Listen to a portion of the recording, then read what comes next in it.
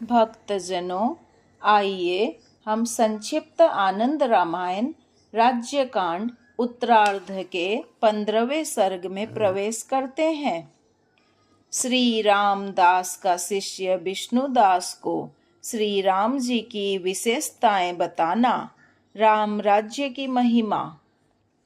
श्री रामदास बोले, शिष्य, रामचंद्र जी के राज्य में संसार के सब लोगों को सदा आनंद रहता था।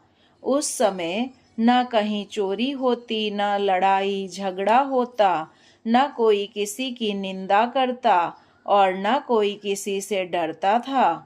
राज्य भी उस समय शत्रुओं से रहित और विविध प्रकार के वाहन तथा सेना से परिपूर्ण था। राम राज्य में प्रजाजन हष्ट पुष्ट, ज्ञानी और सोने चांदी के गहनों से लदे रहते थे। इष्ट पूर्त आदि धार्मिक कृत्य होते रहते थे और सारे खेत धान्य से परिपूर्ण रहा करते थे।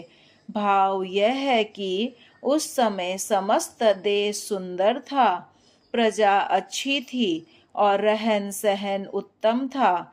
गौओं के चरने को सुंदर घास उपजती थी, गोधन की अधिकता थी, सारा देश देवालयों से भरा पड़ा था। उस राज्य के सब गांवों में यज्ञ के सुंदर यूप गड़े हुए थे। प्रजा के सब लोग धन धान्य एवं पुत्र पौत्र आदि से परिपूर्ण रहते थे और अच्छे अच्छे फूलों तथा फल देने वाले बगीचों से सारा राज्य भरा रहता था। अच्छे अच्छे कमल के फूलों से भरे कितने ही सरोवर थे और वेग पूर्वक कल कल निनाद करते हुए बहने वाली कितनी ही नदियां राज्य की भूमि पर बह रही थी। ऐसे कुछ ही स्थान बचते थे जहाँ की मनुष्यों का निवास नहीं था, बाकी सारी पृथ्वी मनुष्यों से भरी थी। कुलीनता परिवारों में ही थी, अन्योपार्जित धन अकुलीन पृथ्वी में गाड़ कर नहीं रखा जाता। उस समय स्त्रियों में विभ्रम विलास दिखता था, किंतु पंडितों में विभ्रम मोह नहीं होता था। उस देश में कुटिल टेढ़ी मेढ़ी बहने वाली नदियां थी, किंतु प्रजा कुटिलता दुष्टता से सर्वथा बची हुई थी। कृष्ण पक्ष की रात्रि में ही केवल तम अंधकार रहता था, मनुष्यों में तमोगुण नहीं दिखता था, अर्थात सारे मनुष्य उस समय सात्विक थे। स्त्रियां रजोयुक्त रजस्वला होती थी, पुरुष रजोयुक्त रजोगुण युक्त नहीं थे। उस राज्य के लोग पैसे से अनंत धनजन्य अविवेकांतता से रहित थे, किंतु भोजन अंधस अन्न से शून्य नहीं होता था, अर्थात सब लोग भर पेट अन्न खाते थे। उस समय राज्य अधिकारियों में अन्याय नहीं दिखता था। दंड केवल कुल्हाड़ी कुदाल छातों तथा चंवर में ही दिखता था। क्रोध एवं अपराध के कारण दंड प्रयोग नहीं होता था। परिदेवन जुआ केवल चौपड़ खेलने वालों में ही होता था। राम राज्य की प्रजा में परिदेवन शोक नहीं दिखता था, केवल चौपड़ खेलने वालों के हाथ में पास पासा रहता था। प्रजा के किसी मनुष्य को पास फांसी या फंदा मिलता नहीं देखा गया। जड़ता ठंडक की बात केवल जल में ही रहती थी, किसी मनुष्य में जड़ता मूर्खता नहीं थी। केवल औषधों में कुष्ठ औषधि विशेष का योग दिखता था, किसी मनुष्य में कुष्ठ रोग नहीं था। वैद्य विंधना केवल रत्नों में ही पाया जाता था, बाण आदि के द्वारा नहीं। शूल त्रिशूल केवल भैरव आदि देव मूर्तियों के हाथ में दिखता था, सूली पर किसी को नहीं चढ़ाया जाता था। न किसी को उदर शूल आदि रोग होता था। सात्विक भाव के उदय होने पर लोगों को कंप होता था, भय से नहीं। ज्वर केवल धर्म सम्मत कामजन्य होता था। ज्वर रूप व्याधि कहीं दिखाई नहीं देती थी। दरिद्रता अभाव केवल पाप की थी। पुण्य की बहुलता के कारण दुर्लभता केवल पातक की थी और लोगों को कोई वस्तु दुर्लभ अप्राप्य नहीं थी। मत वाले हाथी होते थे, मनुष्य ही और युद्ध जल की लहरों में ही देखा जाता था। दान हानि मद के प्रवाह का रुक जाना केवल हाथियों में ही थी, दाताओं में नहीं। वृक्षों में ही कंटक काटे रहते थे, शत्रु रूप कंटक कहीं नहीं था। मनुष्यों में बिहार होता था, किंतु किसी की ऊर स्थली छाती ऐसी नहीं देखी गई जो बिहार हार से रहित हो। केवल बाणों में गुण विश्लेष प्रत्यंचा का वियोग था। मनुष्यों में गुणों की त्रुटि नहीं थी। पुरुषों में दृढ़ बंधोत्ति कठिन बंधन की बातें का नाम तक नहीं था। केवल पुस्तकों के वेष्टन को दृढ़ता से बांधा जाता था। दंड रूप में त्याग जुर्माना किसी को नहीं देना पड़ता था। केवल सन्यासियों में दंड वार्ता दंड संबंधी बातचीत होती थी और कहीं नहीं। मारगण बाण केवल धनुष पर रहते थे। प्रजा में कोई मारगण भिखारी नहीं था। भिक्षुक केवल ब्रह्मचारी थे। प्राय भौरों में चंचलता दिखती थी, पुरुषों में नहीं। इस प्रकार के गुणवान देश में रामचंद्र जी राज्य करते थे।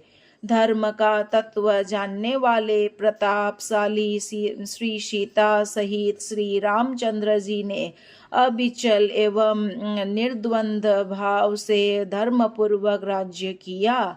उन्होंने अनेक प्रकार की खाइयों से संपन्न विशाल अयोध्या को अपनी राजधानी बनाया और धर्म पूर्वक प्रजा पालन करते हुए प्रजा की भली भांति उन्नति की।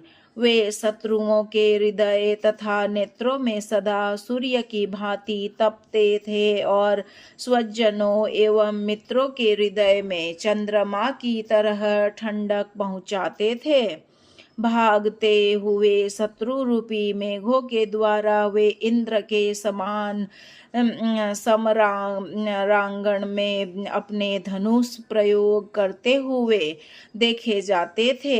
महाराज रामचंद्र जी धर्मराज की तरह भली भांति धर्म अधर्म की विवेचना करके काम करते थे। जो दंड के योग्य नहीं होता था उसे दंड नहीं देते थे और जो दंड के योग्य होता उसे अवश्य दंड देते थे। शत्रुओं के समूह को यमराज की तरह वे दूर देशों में जाकर बांध लेते थे। रिपु रूपी राक्षसों का भी उपकार करके रामचंद्र जी संसार के सब महात्माओं से ऊंचे दर्जे पर पहुंच चुके थे। जगत की रक्षा में तत्पर रामचंद्र जी जगत के प्राणों के समान थे। सभी अच्छे मनुष्यों को धन की सहायता देकर वे स्वयं राज कुबेर हो रहे थे। शत्रुओं को भय दिखाते समय वे रुद्र रूप में देखे जाते थे। यही कारण था कि सब विश्वदेव उनकी स्तुति और भजन करते थे। वे साध्य द्वादश देवता विशेष के लिए भी असाध्य थे और वसुधन की अधिकता से अष्ट वसुओं से भी श्रेष्ठ थे। नवग्रहों की साक्षात स्वरूप थे और सदा अश्विनी कुमार से बढ़कर सुंदर रूप धारण किए रहते थे। अपने असाधारण पराक्रम के कारण मरुदगणों को भी कुछ नहीं गिनते थे एवं सद्गुणों से तुषित नामक देवताओं को प्रसन्न कर चुके थे। संपूर्ण विद्याओं को धारण करने के कारण वे समस्त विद्याधरों के शिरोमणि थे और अपने गीत के माधुर्य से उन्होंने गंधर्वों का भी गर्व कर दिया था। यक्ष राक्षस स्वर्ग के समान कमणीय राम के किले की रक्षा करते थे। उनके हाथी स्वर्गलोक के हाथियों का भी पराभव कर देते थे। दानव मनुष्य का वेश बनाकर राम की सेवा करते थे। गुहक यक्ष उनके राज्य के मनुष्यों में घुसकर चारों ओर गुप्तचरों का काम करते थे। इंद्र आदि देवता राम के समीप जाकर कहते थे, राजन, हमारे पास जो कुछ वैभव है वह सब लगाकर हम आपकी भली भांति सेवा शुश्रूषा करेंगे। इस संसार में श्री राम के घोड़े वायु देवता को जल्दी चलना सिखाते थे। उनके बड़े बड़े पर्वत के समान ऊंचे हाथियों की अजस्र दानिता सतत मद प्रवाह को देखकर संसार के कंजूस मनुष्य भी दानी बन गए थे। जिनकी राजसभा के बुद्धिमान पंडित और रणांगण में सेना के बड़े बड़े योद्धा शास्त्र तथा शस्त्र से किसी के द्वारा कभी पराजित होते हुए नहीं देखे गए। उन राम के राज्य में जैसे शत्रु कहीं नहीं दिखता था, वैसे ही प्रजा में कभी किसी प्रकार की विपत्ति भी नहीं दिखाई देती थी। देवताओं के स्वर्ग में केवल एक कलावान चंद्रमा था, किंतु राम के राज्य में सभी मनुष्य कला के भंडार हो रहे थे। स्वर्ग में केवल एक कामदेव था, वह भी अनंग अर्थात बिना शरीर का। किंतु राम राज्य में सभी लोगों के काम सांगोपांग पूर्ण होते थे। राम के राज्य भर में खोजने पर भी कोई गोत्रभेद कुल में भेद फूट डालने वाला मनुष्य नहीं मिल सकता था, किंतु स्वर्ग में देवताओं के राजा इंद्र स्वयं गोत्राभेद पर्वतों का वेदन करने वाले हैं। राम राज्य में कोई क्षय रोगी नहीं सुना गया, किंतु स्वर्ग में चंद्रमा पक्ष पक्ष में क्षय होते रहते थे। स्वर्ग में सर्वदा 9 ग्रह रहते हैं, किंतु राम का राज्य सबके लिए अनवग्रह अदम्य था। सत्यलोक नामक 7वें लोक स्वर्ग में एक हिरण्यगर्भ ब्रह्मा रहते हैं, किंतु राम राज्य के प्रत्येक घर हिरण्यगर्भ थे, अर्थात उनमें सुवर्ण राशि भरी हुई थी। स्वर्ग में केवल एक सप्ताशव अंशुमान सूर्य है, किंतु राम के राज्य में प्रत्येक व्यक्ति संद सुख अच्छे कपड़े पहनने वाले और 7 की कौन कहे कितने ही घोड़े बांधने वाले लोग विद्यमान थे। जिस तरह स्वर्ग सदप्सर जहाँ अच्छी अच्छी अप्सराएं हैं, उसी तरह राम के राज्य में भी सदस्पर सुंदर जल वाले सरोवर थे। ऐसा सुना जाता है कि स्वर्ग वैकुंठ में केवल एक विष्णु की प्रिया पद्मा लक्ष्मी है, किंतु राम के राज्य में सैकड़ों से भी अधिक पद्मपति पद्म संख्यक रूप से रखने वाले लोग थे। राम के राज्य में कभी किसी प्रकार की इति का भय नहीं देखा गया और ऐसे राजपुरुष नहीं थे जो कांति विहीन अथवा अनीतिमान रहे हो। स्वर्ग में केवल एक कुबेर है, किंतु राम के राज्य में घर घर में धन दिखाई देते थे। इस तरह रामचंद्र औदार्य गुण से युक्त और सर्वश्रेष्ठ थे। रामचंद्र सौभाग्य, रूप, शौर्य आदि गुणों से संपन्न थे। अनेक युद्धों में उन्होंने विजय पाई थी और संसार के भिक्षुओं को उन्होंने श्री संपन्न बना दिया था। उनके वाम भाग में सीता जी बैठी रहती थी, इस कारण उनकी शोभा और भी बढ़ जाती थी। वे सबसे उग्र तथा शत्रुओं के नगर को विजय करने में सिद्धस्त हो चुके थे। अनेक गुणों से वे पूर्ण थे और पूर्ण चंद्रमा के समान उनकी कांति थी। सर्वदा अवभृत अज्ञानतः स्नान करने से उनके केश भीगे रहते थे। वे सब राजाओं में श्रेष्ठ थे। प्रजा का पालन करने में वे कुशल थे और खजाने के धन से विद्वानों, ब्राह्मणों आदि को प्रसन्न रखते थे। वे सदा शिव के युगल चरणों के ध्यान में तत्पर रहते थे। सर्वदा शिव जी की कथाएं कहते सुनते दिन रात बिताते थे। सीता उनकी सेवा करती थी और उनके साथ विविध प्रकार की क्रीड़ाएं करने से राम प्रसन्न रहते थे। उन्होंने भाइयों और पुत्रों के साथ धर्मयुक्त राज्य किया। राम के शासन काल में अयोध्या की प्रजा हष्ट पुष्ट रहती थी और वृक्ष फल फूल से लदे रहने के कारण झुके रहते और वे मनुष्य को सुखी रखते थे। उनके राज्य में सभी पुरुष एक पत्नी व्रत थे और स्त्रियों में भी कोई ऐसी नहीं थी जो अपने पतिव्रत धर्म का पालन ना करती रही हो। उस समय कोई ऐसा ब्राह्मण नहीं था जो न पढ़ा हो और कोई क्षत्रिय भी ऐसा नहीं था जो शूरवीर ना हो। कोई ऐसा वैश्य नहीं था जो धन कमाने की कला से अनविज्ञ हो। उनके राज्य में ब्रह्मचारी ब्रह्मचार्य की रक्षा करते हुए गुरुकुल में रहकर वेदाध्ययन करते थे। लोग अपने परंपरागत धर्म का तनिक भी त्याग नहीं करते थे।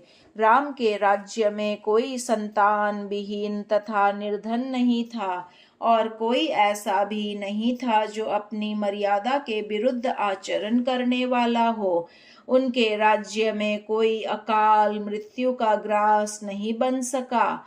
उस समय न कोई सठ, न बकवादी, न वंचक, न हिंसक, न पाखंडी, न भंड, न स्त्री विहीन और न कलार मध्य बेचने वाला ही था। सर्वत्र वेद ध्वनि तथा पद पद पर शास्त्र संबंधी परिचर्चा सुनाई देती थी। चारों ओर अच्छी अच्छी बातें, हंसी खुशी के मंगल गीत, बीना, वंशी तथा मृदंग का मीठा स्वर सुनाई पड़ता था। सोमपान के सिवा और किसी मादक पाणागोष्ठी की बात नहीं सुनाई देती थी। उनके राज्य में मांस खाने वाले मनुष्य, जुआरी, अधर्मी और चोर कहीं भी नहीं थे। पुत्र के लिए माता पिता के पांव पूजना ही देव पूजन, उपवास, व्रत, देवता आराधन और तीर्थ था। नारी के लिए अपने पति का पूजन ही सब कुछ और उनकी आज्ञा ही वेद वाक्य मानी जाती थी। सदा छोटे भाई बड़े भाई की आदर पूर्वक पूजा करते थे। सेवक प्रसन्न मन से अपने मालिक की सेवा करते थे। सब लोग तीनों समय प्रातःकाल, साय, मध्याह्न ब्राह्मणों की पूजा करते थे और विद्वानों के मनोरथ पूर्ण करने को उद्यत रहते थे। विद्वानों से तपस्वी, तपस्वियों से जितेंद्रिय तथा जितेंद्रिय से भी ज्ञानी मनुष्य पूजे जाते थे। और ज्ञानी से भी सन्यासी पूज्य माने जाते थे। सदा मंत्र से पवित्र किया हुआ तथा भली भांति पकाया हुआ बहुमूल्य हविष्य अग्नि के मुख में रात दिन विधि पूर्वक पड़ता रहता था। शुद्ध द्रव्य से पद पद पर बावली, कूप, तालाब खुदवाने वाले तथा बागीचा लगवाने वाले की कितनी ही धर्मात्मा वहां रहते थे। राम के राज्य में सब जाति के मनुष्य हष्ट पुष्ट दिखलाई पड़ते थे। शिकारी तथा सैनिक के सिवा सब लोग सराहनीय सेवा के काम में लगे रहते थे। उनके राज्य में श्री की चंचलता केवल पताकाओं में रहती थी, राष्ट्र में नहीं। स्वर्ग में केवल एक ऐरावत हाथी बड़ा 4 दांतों का और श्वेत वर्ण का है, किंतु राम के राज्य में हजारों विशाल हाथी 4 दांत वाले तथा श्वेत वर्ण के थे। आकाश में केवल सूर्य और चंद्रमा प्रकाशित होते हैं, किंतु राम राज्य की स्त्रियों के केशों में मणियों के रूप में अनेक चंद्रमा सूर्य चमकते दिखाई देते थे। सुना जाता है कि कैलाश पर एक ही ऐसा बैल है जो अतिशय धवल वर्ण का है, किंतु राम राज्य में वैसे कितने ही बैल है जोतने का काम देते हैं। चंद्रलोक में एक ऐसा मृग है जो बड़ा सुंदर और कृष्ण वर्ण का है, किंतु राम राज्य में लड़कों के खेलने की वैसे कितने ही मृग रहा करते हैं। सुनते हैं कि स्वर्ग लोक में कोई तिलोत्तमा नाम की श्रेष्ठ अप्सरा है, किंतु राम राज्य में घर घर में सभी स्त्रियां तिलोत्तमा के समान सुंदरी तथा सुवर्ण के भूषणों से भूषित होकर नुपुर का रुनझुन शब्द करती चलती थी।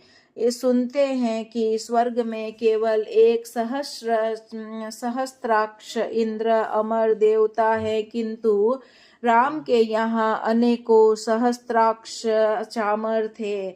स्वर्ग में केवल अमृत पान करने की श्रेष्ठ वस्तु है और राम के यहाँ घर घर विविध प्रकार की रसमयी पेय वस्तुएं विद्यमान रहा करती थी। आज तक संसारी मनुष्यों ने केवल समुद्र की मर्यादा सदा देखी थी, यानी कोई समुद्र अपनी सीमा के बाहर जाता नहीं देखा गया, किंतु राम के राज्य में छोटे छोटे बच्चों में भी सब समय मर्यादा दिखाई देती थी। सुनते हैं कि पहले राजा लोग ही हाथियों पर चढ़कर इधर उधर घूमते फिरते थे, किंतु राम के राज्य में सारे पुरवासी और जनपद निवासी हाथियों पर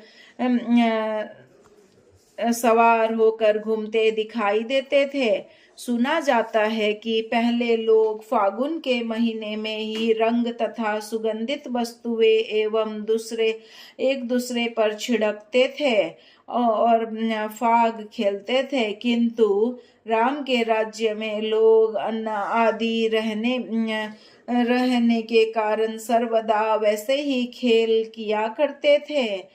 इस प्रकार वह राम का राज्य महामंगलमय, अनुपमेय और नाम मात्र सुनने से ही मंगलदायक था। सियावर रामचंद्र की जय, पवन सुत हनुमान की जय।